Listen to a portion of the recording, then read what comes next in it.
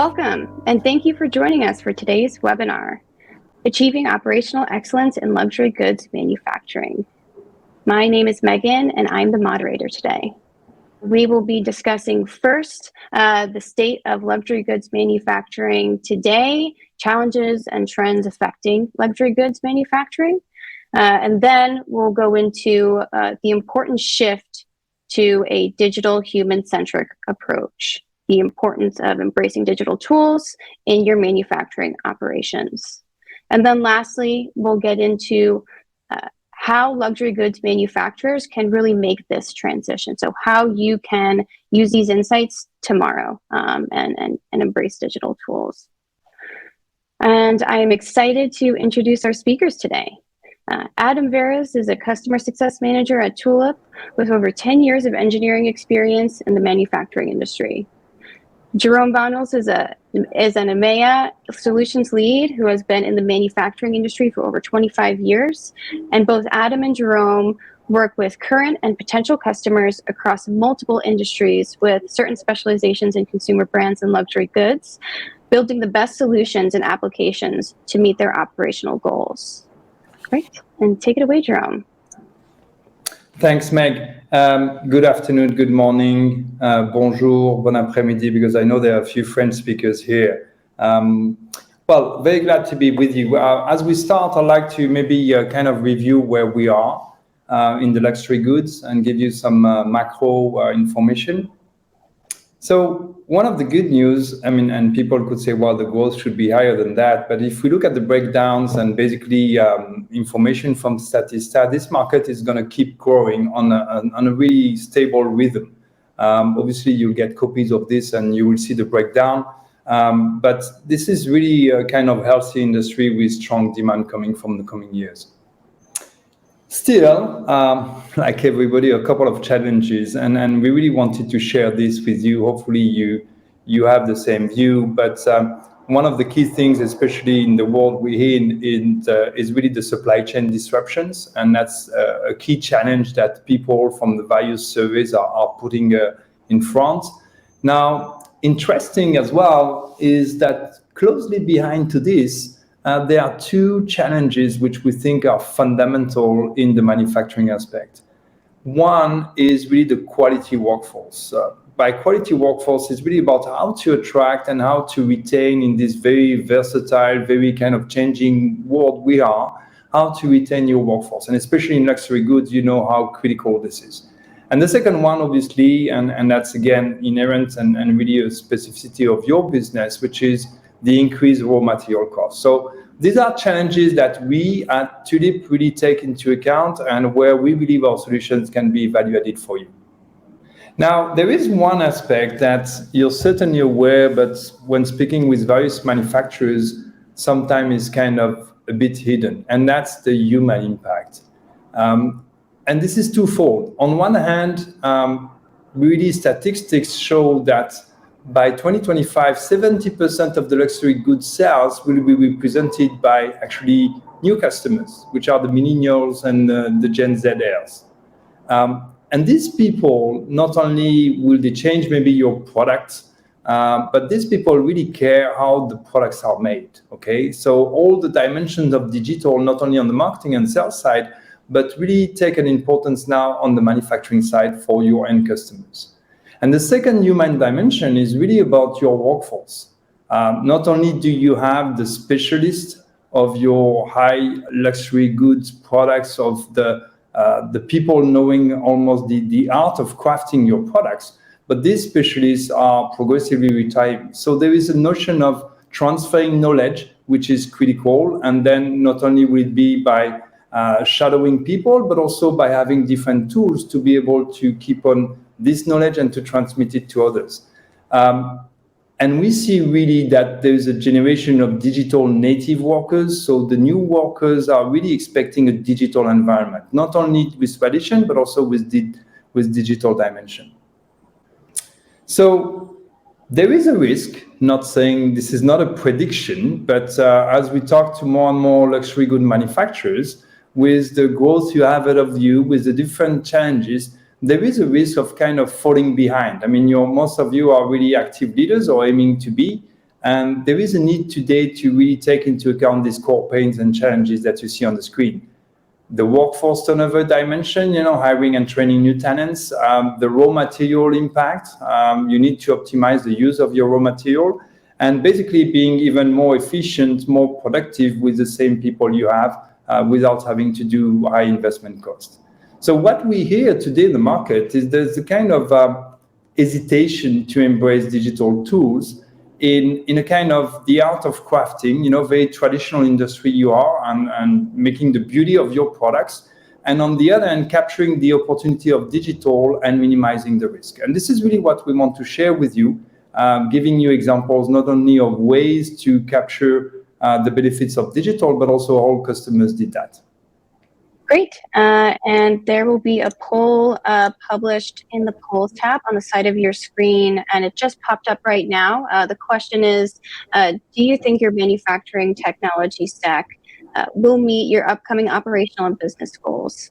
The first option is yes, we're able to scale and adapt quickly. Partially, we still have some work to do. No, I'm using multiple systems that don't connect.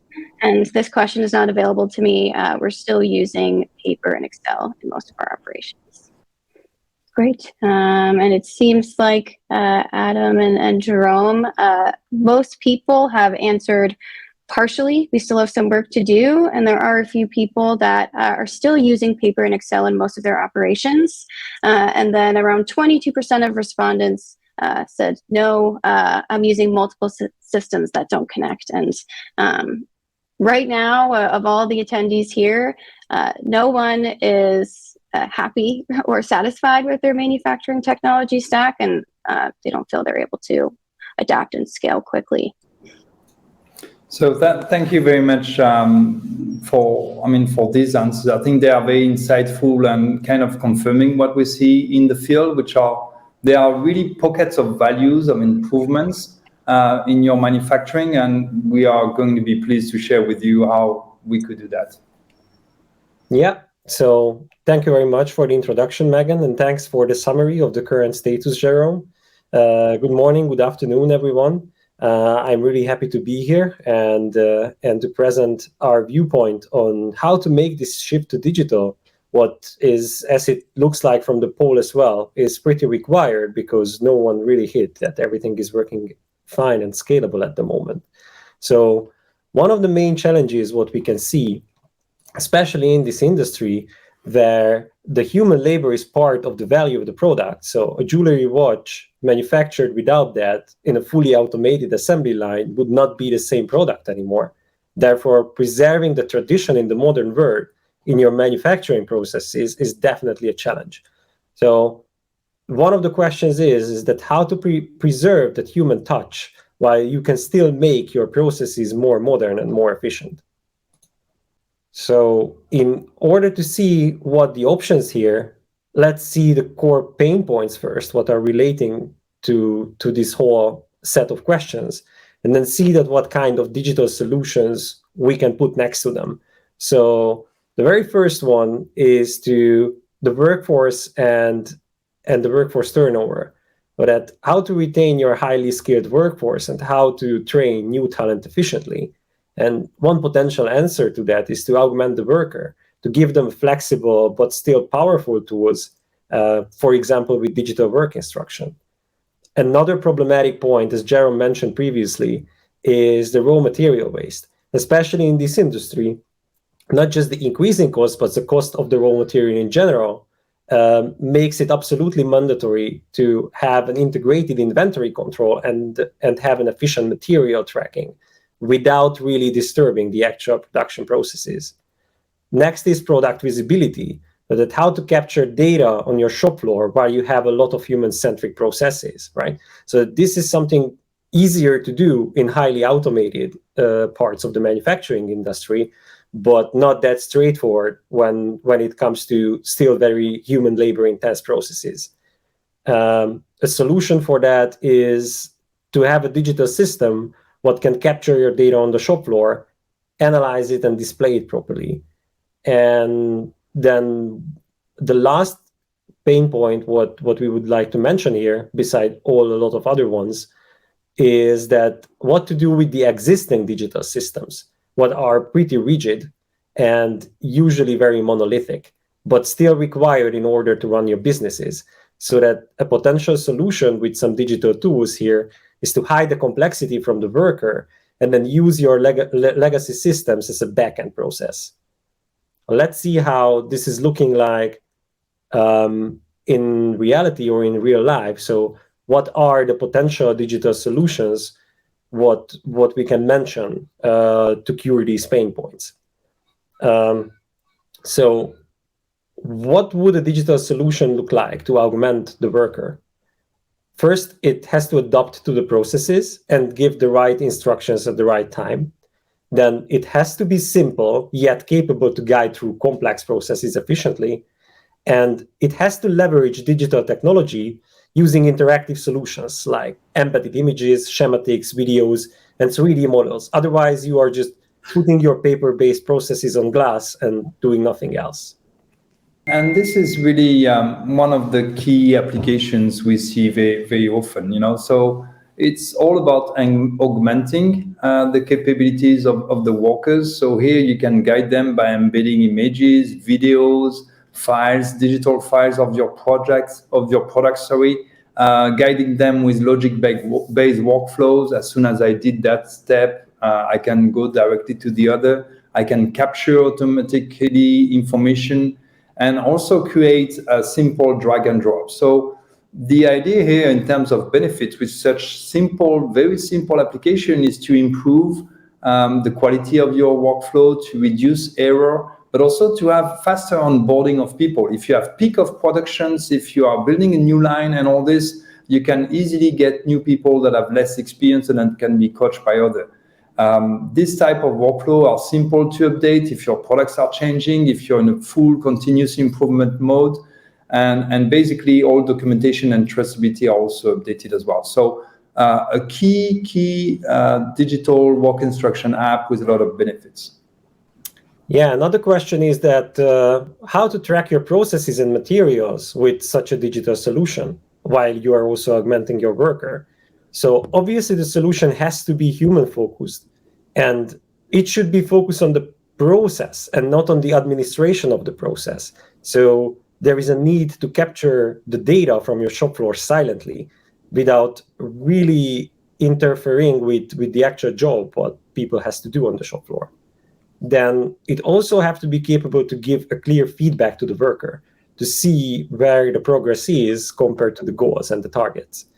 And then lastly, but not least, it has to be flexible enough to cover different type of products as similar way as it is possible, wherever and whenever this is applicable.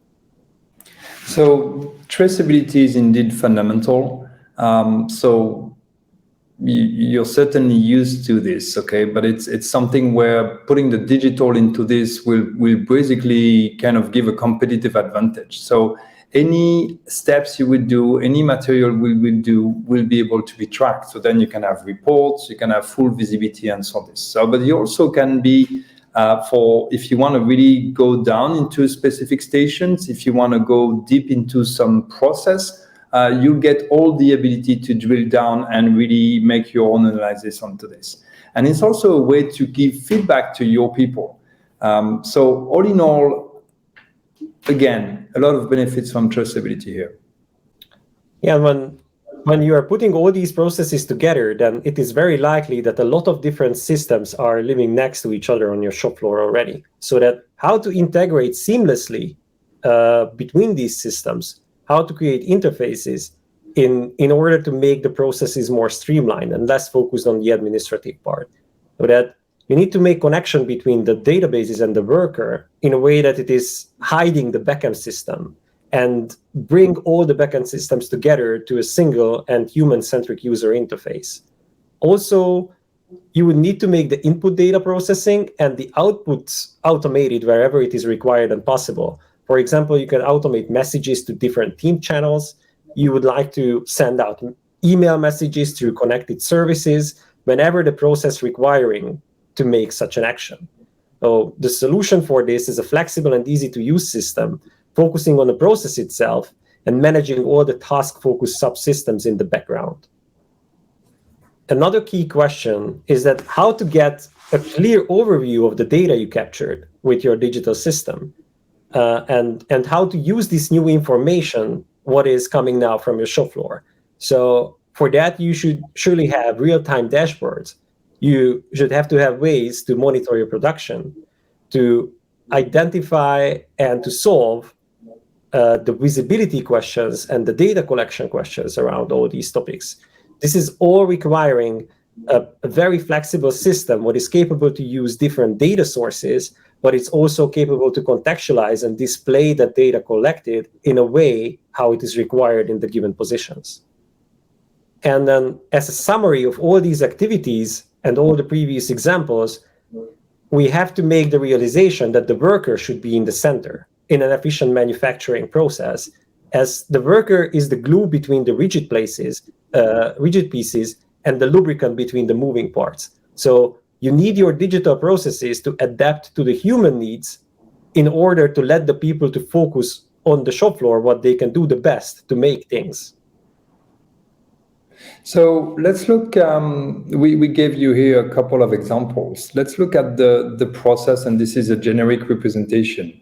The idea is to share with you how in a very agile approach you can actually build different apps, whether you need a full suite of apps or whether you just want to start solving a problem in one of the steps of your process.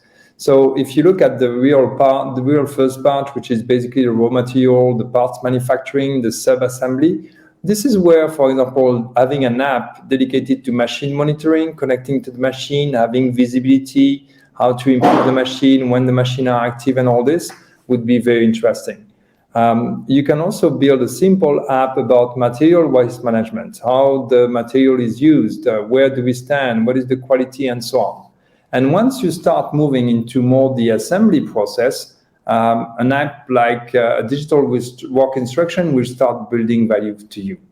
Now, if we move to the full assembly, obviously, then you will start having more traceability on the work order execution, still providing some guidance, integrating full data tracking about your operations, about the products you make, about the raw materials, and so on. Moving to packing and shipping, again, knowing exactly what is happening here, we're having interfaces with other systems will start creating value as well. And if you complete the loop, I would say, not only can you have an overview of your production, visibility, traceability, so this is more kind of an enterprise or a plant performance view, but also about your process capability in a continuous improvement mode, and also with some specific apps interface with your system in a warehouse to have inventory control. So the message here is that throughout your whole process, digital can bring you pockets of value, simple to catch, as well as assembling in a full portfolio of solutions. We mentioned the people are really key, okay? And basically by caring about the frontline people and the process, they have, and putting digital into this through operations apps, the idea is to have real-time process data, real-time information about how your factory is performing to be able to do a real process optimization around this. Still being very human-centric, empowering the people, not changing their habits, not changing all the systems you have, but being really in a kind of digital lean continuous improvement through all these digital apps you would have. So we would like to share with you two examples, one coming from Tiffany in the jewelry business, and another one which is at this stage a bit anonymous, about a big Swiss luxury watchmaker. What was their process? What were the pains? How did they embrace with digital? And what were the benefits out of this? Yeah, so we have been talking about these challenges and the potential solutions in a very theoretical basis. So let's see some of the practical examples of how this should look like in the real life. Let's see what were the driving forces behind Tiffany's needs to go digital. So there were no connection between different parts and steps, or not sufficient connection enough, and this resulted in low visibility when it comes to what is happening on the shop floor. the incomplete and uninformative paper-based work instructions catalyze the buildup of kind of a tribal knowledge, and then important details can be lost in translation in such a case as well. And it was impossible to analyze and understand the effect of certain factors on the shop floor because there were just no contexts. So missing both the data and the context for the data is obviously not an ideal solution. But what was the need here? The need was to capture data from human-driven processes, what is not straightforward. Also capture data and collect data from machines used by these humans on the shop floor, and then also capture the context where these data is being made so that you can make a meaningful analysis on that data and you can make actions accordingly. A quote from Dan Stein, who is the director of operations at Tiffany, that everyone kept their own version of the work instruction, but they learned from their friends that sat from the left or right, and it was hard to manage with which version of the process they were supposed to be following. So this is obviously reflecting to pretty much all the things what we were talking about. So what was the solution here? Well, a series of well-designed and built connected apps can cover material and waste management.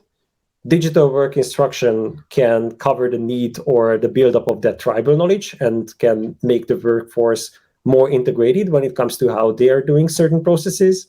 Machine monitoring can help to channel the machine-based data to the human-based data, what you're capturing now.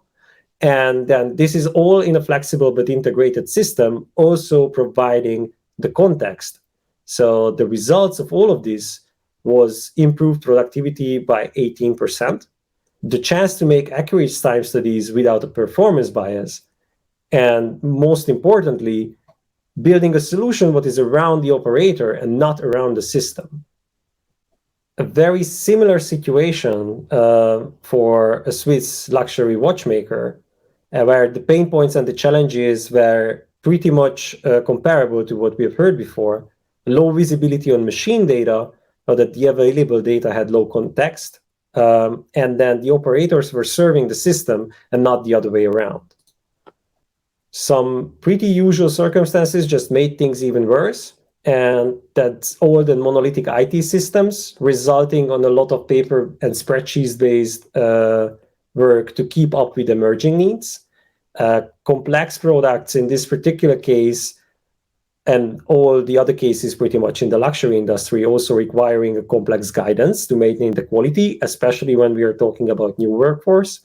And then the traceability is very hard without a cohesive digital system, where all the systems we are using on the shop floor are very fragmented and old and monolithic. Hence, it is actually circling back to the first problem.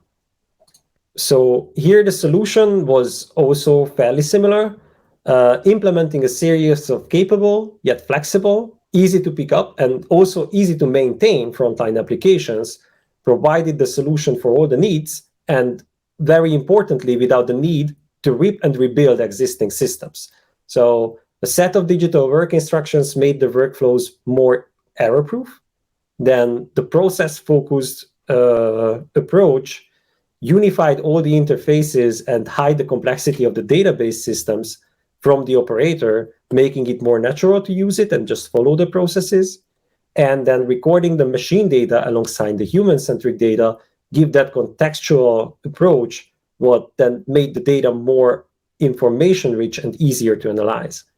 And then results in this case are absolutely speaking for themselves. So with the current situation, with the digital app suite implemented for these facilities, this watchmaker has like more than 100 hours saved on a daily basis on admin's task for operators, 0 escapes from duplicate or incorrect serial numbers, so vastly improved traceability, and then full traceability back on their SAP system on components. All of these was pretty much impossible before without a flexible and well-thought system, what is actually capable to adapt to emerging needs on the shop floor. So thanks, Adam. I think we gave you hopefully insightful ideas about what kind of applications and also some proof points here. Now the question is, how can I make the transition, from a kind of very classic, high quality manufacturing to something still preserving the tradition, moving into digital? Or eventually, how can I improve my digital systems already in place? Well, we believe that with the right approach and a technology flexible enough, you can achieve that.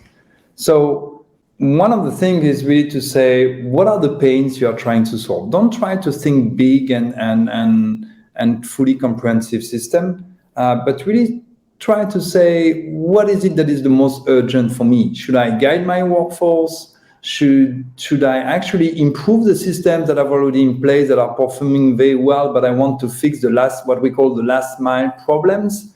Do I want to improve quality? What is the visibility I have? So these are questions you need to ask yourself. And rather than trying to solve everything, make sure you have the right approach. And one of the way of also, not only should you identify your pain, but you should think about what is the type of system implementation I'm looking for. So the industry, let's say the digital industry, whether you call it MES, manufacturing execution system, or any other digital system, so far kind of a traditional way has been to start specifying on paper exactly what I want to do, have a very comprehensive approach, document the things, do my process definition, and then start building my solution. Now, the risk is by the time I finish doing my solution, my external environment, the challenges we discussed before, have brought me in a position which is different than the start, okay? So we believe that capturing value after 18 months is not something sustainable today. So a new approach has to be brought into the picture. And one of these is really to have a platform approach and a no-code. I won't elaborate too much on no-code. We'll be happy to discuss further with you in another call. But no-code is basically to be able to build software solution without any software expertise. We believe this is really the future. And thanks to a platform approach and the no-code capability, you can actually have a kind of very specific approach on apps, on pains you have, with a low-risk attitude. So you basically identify, as we said before, what are the pains you want to solve. You focus on these pains, you solve them, and then gradually you can build a comprehensive solution. So you capture the value immediately rather than waiting for something that will be much bigger. So it is about prioritizing the business impact and the ease of implementation. So whether it was something where actually I'm going to capture immediate value and it's going to be easy to implement, maybe it's not a big application, but that's where the pain is, and you immediately justify your investment, and then gradually you can move in other quadrants of this chart here. So the idea is really to, like you have on your phone when you travel to, for example, a new city, you will maybe download the new app of the metro, okay? When you need something else on demand, you will have these apps. So very focused on what your problem is. So whether you want to do process data and insights, whether you want to guide people or actually connect to other systems in your backend or do real-time metrics, you're going to build your portfolio of apps, of system of apps.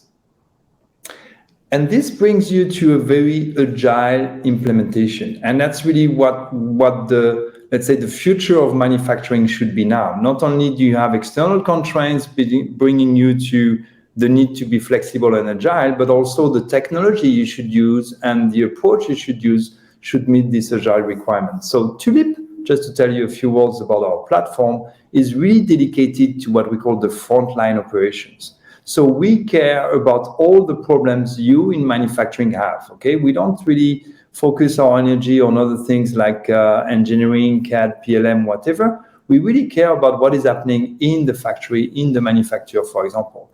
And we want to democratize the use of IT in the shop floor. So this is why we created a platform which is no code. I'm not an engineer. I can create an application within Tulip very easily.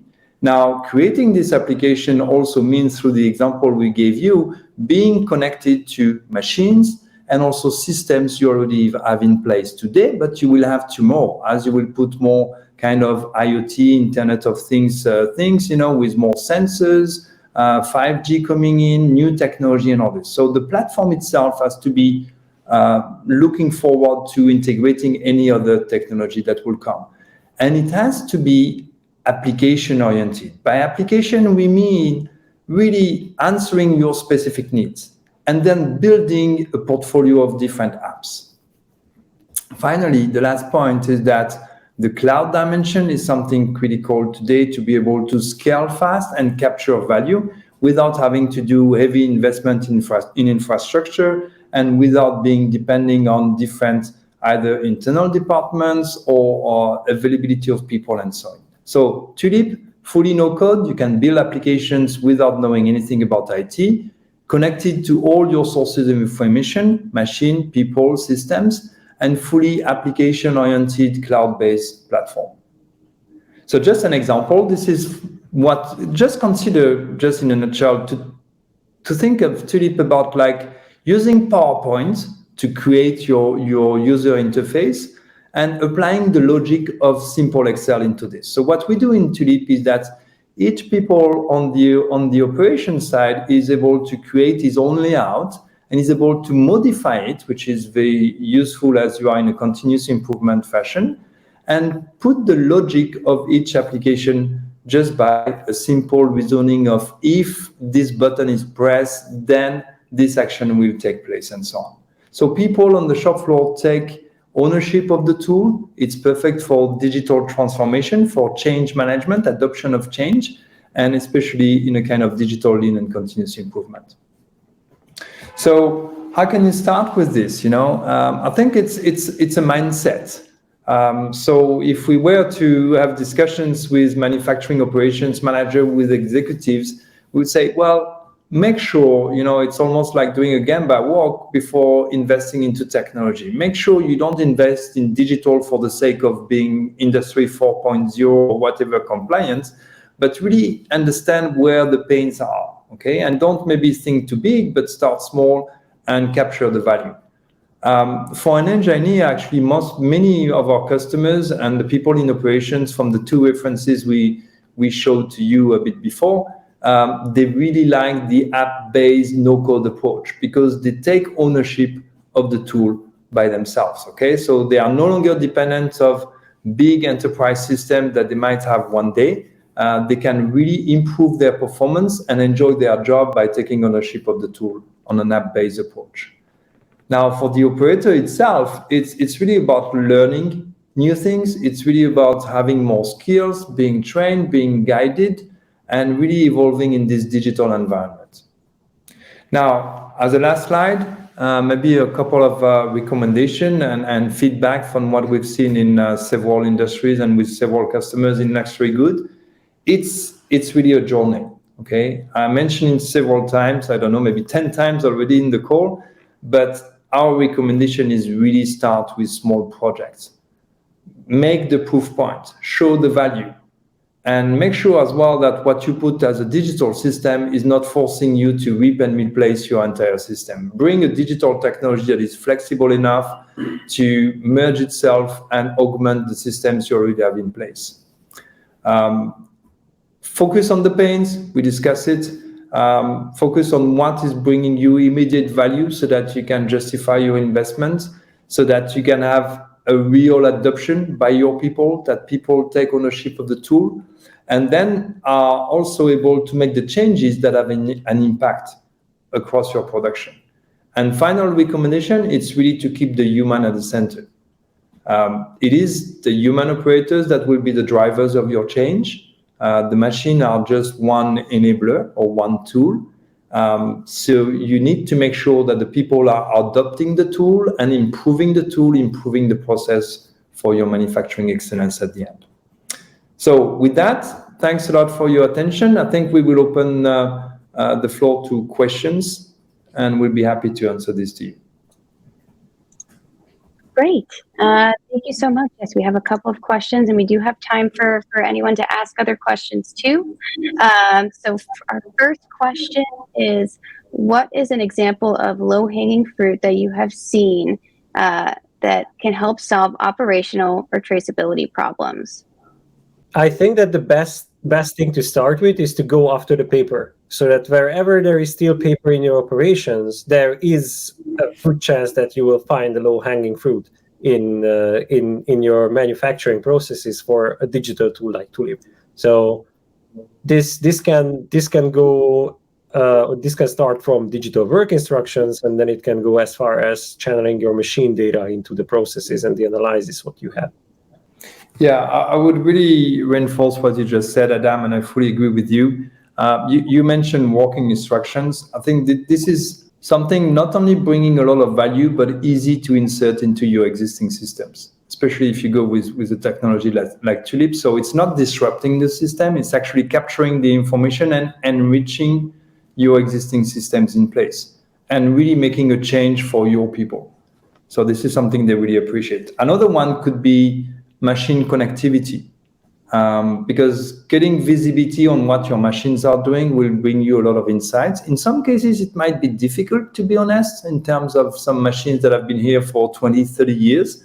At Tulip, with some partners, we provide solutions for this, and also augmenting the machines with new sensors, new capabilities as well. Great, great. Another question that we have, how do I convince my managers that the cost of implementing this technology is worth it? So I think the best thing is to show the value, and the metrics we were showing is definitely, hopefully, a guide for you. So in the industry today, we have the need for shorter and shorter return on investment. So by capturing the most valuable pain points, I would say, it is where you will justify the investment. Now, if you only look at this and invest for just one specific use case, this might be very valuable. But actually, having a platform approach and a platform that is dedicated to frontline, you'll be able to quickly address other use cases, address other pains you have. And this is where you really increase your return on investment. Now, there is a dimension which is key into this. It is the time, okay? Every software can do everything and can solve any pain. The question is, how long will it take you? How expensive will it be? How complex? And what can you do in the future with this? So having the specific one pain approach is great. Make sure that the investment you do will also solve other pains so that you can justify this, and make sure you have a dimension of speed into this. Great. And the final question that we have for today is, how quickly does it take to implement something like this, and will it disrupt current operations? Yeah, so I think this goes back very well to the last thing what Jerome mentioned, is that it is absolutely fundamental that how quickly you can start capturing value with such an implementation. And then with the approach and with the mindset to focus on the pain points and to start with the low-hanging fruits, then this is usually something what is fairly fast. So like it's start capturing value and see if improvements are being made, is measured in weeks, and definitely not like tens or dozens of weeks, but like 2 to 3 to 4 or 5 weeks, if the use case itself is selected properly.